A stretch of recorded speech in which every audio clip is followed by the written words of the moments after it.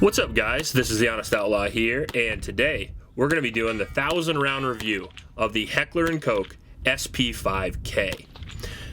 Before we do that, I want to mention my patron supporters. Thank you guys very much. It's because of you we can get guns like this on the channel and some ammunition to feed them.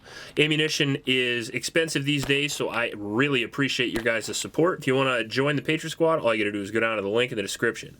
Also in that link is a local shelter in Ames, Iowa. It's a youth shelter, so YSS. I'd really like for you to go down there and donate to those kids. All you gotta do is click that link and donate right to them. Also, there's a link to Honest Outlaw swag. If you want to go down and click that link, bring you t-shirts, mugs, and all that cool stuff.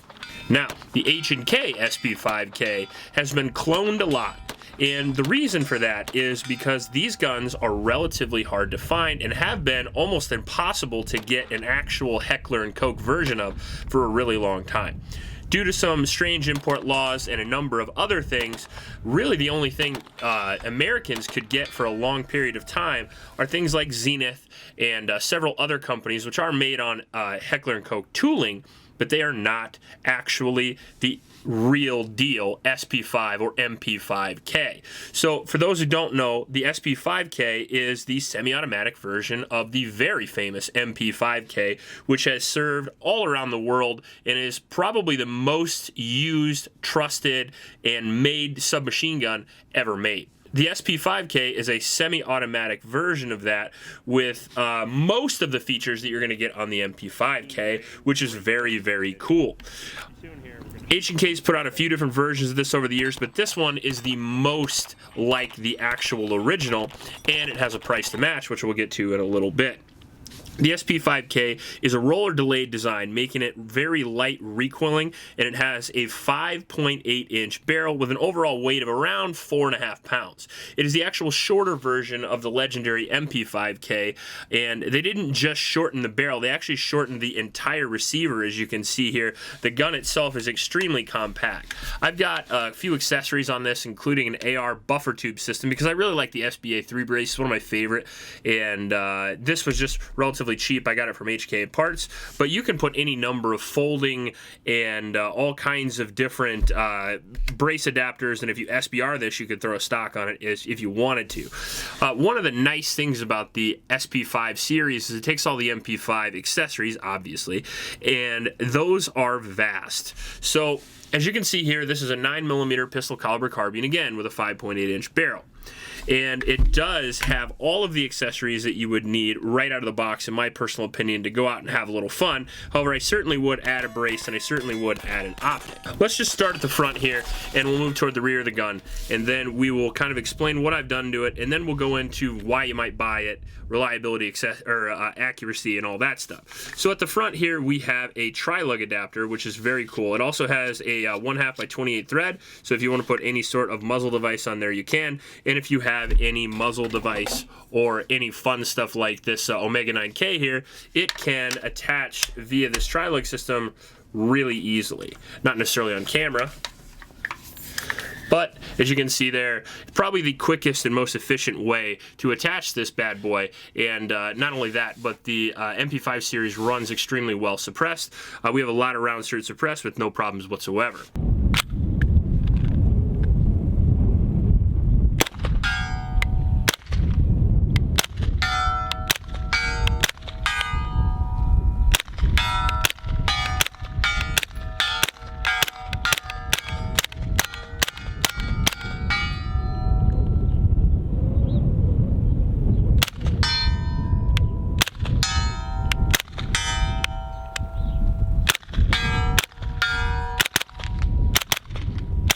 You can pop it right off there, and we'll move back to the hooded front sight there, which is very durable, very reliable. The only downside to the awesome iron sights is that if you put a brace adapter like this on the back, you might not be able to get your fat face down enough to actually see the sights, like me. But the hooded front sight, we have the drum rear sight. It's the open one, kind of like the pistol sight, not the cool one that the actual MP5 gets. This is an H&K accessory rail here from H&K parts, and I've got the RMR up there, very lightweight, very durable, similar to the firearm that it's riding on here. Now, if you look down here, we've got these plastic magazines that I bought a bunch of at H&K Parts. I would not suggest you buy these magazines, and I'll show you why. They look really cool. The downside to them, though, is that they're not near as durable as these German mags. So these German mags are like $50 to $70, depending on where you get them. I'm sure you can find some Steel American ones, too, and I'm sure there's all kinds of aftermarket magazines. However, I would go with the standard H&K ones, since they seem to be the most reliable and most durable. So as you can see, these plastic magazines here, I've already broken one of them in the first couple of shots out of the mag. You see the feed limp broke right off, and as all of a sudden ammunition just started falling out of the magazine well. So the gun is only as reliable and durable as the magazine, so do yourself a favor and stick with some really good magazines. We have a paddle magazine release, which most of the SP5 predecessors did not come with. However, this does. It's a really good way to index and put in your magazine and release the magazine as well, especially if you're right or left-handed. You can use it both ways, which is pretty cool. Over here, we do have a magazine release, although that's extremely difficult to use and not near as cool as using the paddle release, so there you go with that. Now, one thing you have to remember when you load the SP5 or MP5 series of guns is you're going to have to rock the charging handle back in the upright position so you can insert a full mag, and then you just do the really cool HK slap there. As I said before, I think I said before, the whole weight of the gun is somewhere in the area of 4 pounds before the accessories, about 5 pounds with the accessories, so a very lightweight overall gun. Now, what would you use a pistol caliber carbine for?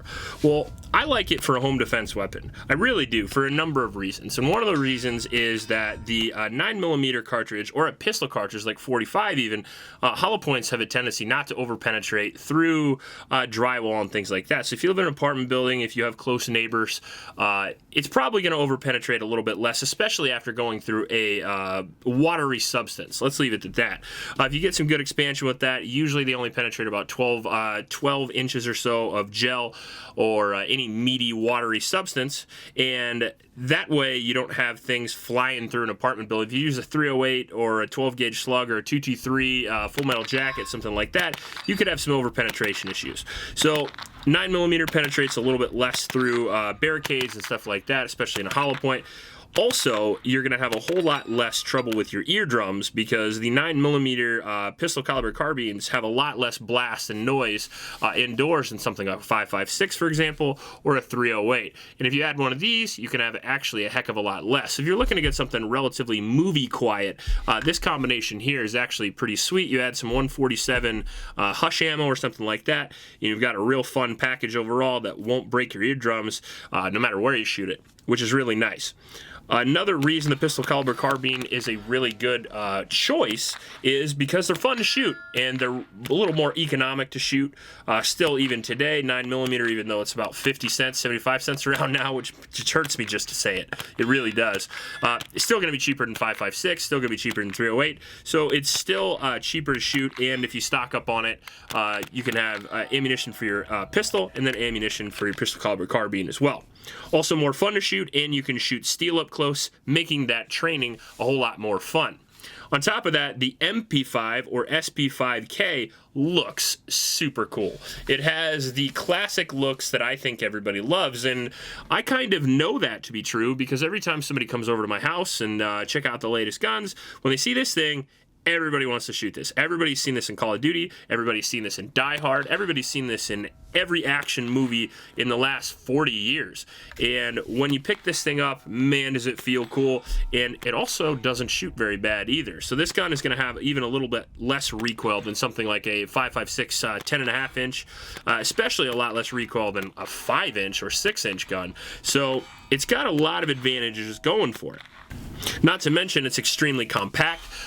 You're not going to lose a whole lot of velocity with the 6-inch barrels. As a matter of fact, you're going to have more than the average handgun. So compact package, still more than lethal, and you're going to have a lot of fun training and just taking it out to the range and have a good time. On top of that, a gun like this, which has classic looks and it has a real heritage of success overseas and military use and everything like that, the damn thing's got a second kind of cool that's really beyond almost any gun besides maybe a 1911 or a Colt single action or something like that. Adding to that awesome track record that the SP5K has, it runs obviously the same roller delayed system, same receivers, and all kinds of stuff that has been tried and true true for the last at least 40 to 50 to even 60 years of military and law enforcement use, not just in the United States, but all over the world. One of the most reliable and durable and dependable guns ever made in the entire world. So I would say it has more than enough track record to be a home defense weapon, especially considering I did my 1,000-round review and we shot all types of ammunition, including hollow points. And we had no reliability problems whatsoever, other than the time, of course, where the magazine broke. So as long as you have high-quality magazines, stay away from these guys. You're going to have no reliability problems. The nice thing about having the roller delayed system versus a blowback standard system, which is what most pistol caliber like ARs and stuff use, is that it's extremely low recoil, even more low recoil than something like a Banshee, which even has a delayed system in itself. On par, I would say, only with the SIG MPX, which is probably the only other 9mm carbine on the market that has lower recoil than the SP5 series. The SP5K can have a hair more than the SP5, obviously because it's lighter weight and a little bit smaller, but still so controllable and so fun to shoot, it's ridiculous. If you get this gun, all your other pistol caliber carbines are going to be collecting dust. At least mine have over the past few months, because the only thing I've shot for fun as far as a pistol caliber carbine goes is this guy right here.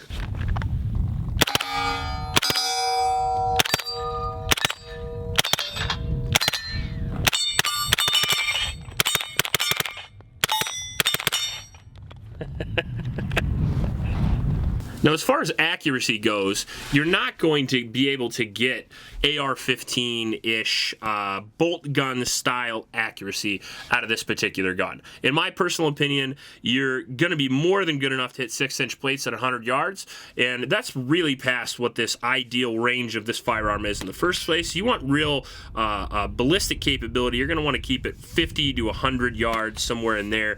100 yards probably max for this particular gun. However, you can definitely go out past that. It does have the accuracy required to go to even 200 or even 300 yards.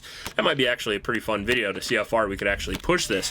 However, prone at 100 yards, no problem running the plate rack, so I would consider this more than accurate enough for pretty much any carbine use that you would need, especially for civilian self-defense purposes.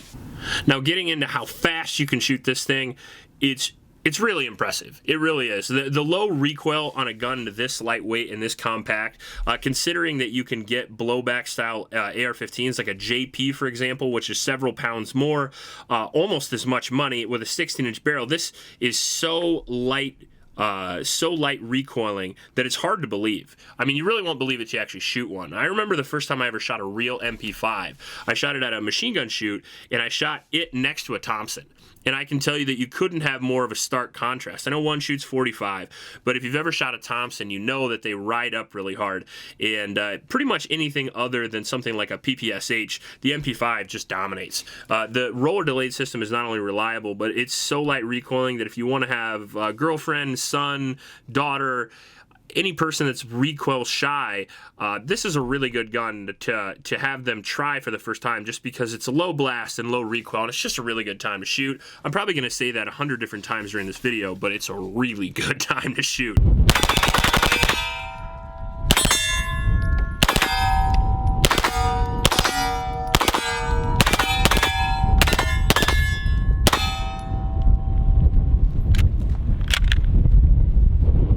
It's not all fucking sunshine and rainbows, however. It does have some downsides. Now, we might as well get into those now, and then we'll kind of go over what I think of the gun overall. So, a lot of pros: reliability, durability, track record, accuracy, fun to shoot, and overall a relatively useful firearm. So useful, in fact, that it's been in military use for the past 70 years. While the MP5 has, I think the K came out, what, like 70s, 80s, something like that. The SP5K in itself has a lot of downsides on the civilian market. So first off, we're going to talk about that reload. You're going to have a couple more operations in the battery of arms than you might be used to. So what you're going to have to do is you're going to take the charging handle and lock it, and then you're going to insert your full mag here, and then you're going to smack the charging handle down to seat the round. And then once you are empty, you are going to pull the charging handle to the rear, push it up, strip the mag, put a new mag in, and then slap the handle again. So as you can see there, that is fun. However, that is a little tedious and cumbersome after you've done it a couple hundred times. So you're gonna have to remember that that's just a downside of the design and the era that it was made. Not a big deal, good time, all in fun, and if you're using this for self-defense purpose, reloads, especially on a 30-round mag, are almost non-existent. If you look at the statistics of a reload in a home defense situation, the only time I can ever see that really being a factor is if you are having a malfunction, right? And the good news is the MP5 almost never has malfunctions. I don't think, especially in a self-defense civilian type situation, the reload's gonna be an issue. If you're buying this to shoot it in pistol caliber carbine competition or something like that, or if you just wanna run something real fast for a carbine class, maybe this battery of arms isn't something you're looking for. The other thing is you're going to have some ergonomical issues, especially over stuff like the CMMG Banshee and everything that's been adapted to the modern era, aka using AR controls. So the safety on them is going to be a little bit harder to reach, not for me and my big gorilla hands. However, for my wife and for some other people, the safety is a little bit less intuitive and a little bit harder to reach. This is actually obviously the Franklin Armory safety, but the regular safety, and I remember correctly, sits about right there. So it's still a little harder to reach than you would normally have. And an ambi safety is, in my personal opinion, not a good idea because I kept hitting my finger with it on the other side. Mag release is certainly not as intuitive as something like a CMMG Banshee, and the paddle release, while cool, is certainly not as fast either. Magazine well in itself is very tight, so you're going to have some issues there with reloading on occasion, but again, for a self-defense situation, reloads, hey, let's leave that in Call of Duty. The trigger sucks, but there's plenty of options, and the real downside, I think, to the MP5 or SP5K is going to be the optics mounting system. Now, if you get something like a Zenith or some of the aftermarket options like the PTR, for example, they will come with a Picatinny rail right there. And why in the hell H&K offered this gun for the price that it is without an optics mount, and I had to use this silly-ass claw mount, is a little beyond me. I would say I'm still a little heated about it, because it's a cool gun overall, but if you could put a pick rail there, why the hell wouldn't you? I mean, maybe people know more than I don't, maybe H&K designers know more than I don't, but I'm going to chalk this up to the fact that they wanted to leave it slick and cool and really original. However, I think that leaves a lot to be desired, especially with the optics mounting system. I'd love to have this optic back here a little bit, and even though this is the lowest low pro optics mounting system I could find, you can still bump the hell out of that every once in a while when you're using the charging handle. So I would really prefer an option to have a Picatinny rail mounted on the receiver and bring this guy at the very least into the new millennium. So that's a real downside in my personal opinion, especially considering when you're pricing accessories like this mount, you're going to have to pay somewhere in the area of $100 to $200 for something like this. So get ready for that. And that's another thing here that we're going to be getting into here pretty quick. But get used to paying out your nose for one of these and for the accessories and magazines as well. We might as well just get into that now. The SP5K MSRP is $2,700, which sounds like a lot. The MSRP is not what you're going to be getting this gun for. The cheapest I've seen this, even in gun stores, is anywhere from $3,000 to $5,000. I ended up paying about $38 for mine, and that's because I was a little worried you're not going to be able to find these. These are extremely difficult to find right now. You'll see these anywhere from $7,000 to $10,000, which I think is absolutely absurd. I can understand if you want the cool factor of the MP5, but if you're buying this just simply for a defensive gun and not for second kind of cool, in my opinion, it's priced so high it's absolutely not worth it. I have a buddy who paid $7,000 for one of these, and I almost fell out of my chair when he said that. I was like, my God, man. I mean, you know, that's the old classic thing that everybody says in the comments. Well, that's 14 Glocks, or that's, you know, what is that, 28 high points, like 5 times as much as a premium JP or MPX or something like that. You really better like this gun to want to get it. On top of that, the mags are expensive, the accessories are expensive, the overall process to get into will definitely make you bald. It would certainly add some stress to your life paying for something like this. So overall, do I think the gun is worth it? Oh man, that's really in the eye of the beholder. Is it worth it to me? Currently, yeah. I absolutely love to shoot the gun. It's my favorite gun to shoot right now, other than pistols, of course. My favorite pistol caliber carbine, I should say, to shoot. It's so cool. It's so fun to shoot, so low recoil, but the price to get in this game is way too much, in my opinion. But hey, the price is driven by demand, and the demand for this gun is extremely high. So who am I to complain? I bought it, so obviously I'm propagating the problem, but the reality is that it's so cool and it works so well, it might be worth it to you if you have the cash, or if you want to sell a bunch of guns that you're not shooting. That's what I did. I sold like 6 guns to buy this. I'm not ashamed to admit it either. But for the average person, absolutely not.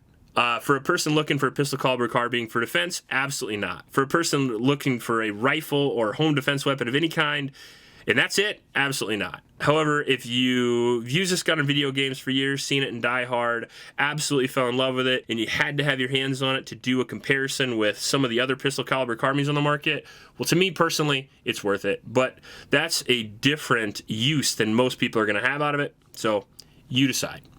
If you like this video, please like and subscribe. Please help out your local homeless shelters, and remember to recycle. I'll check you later.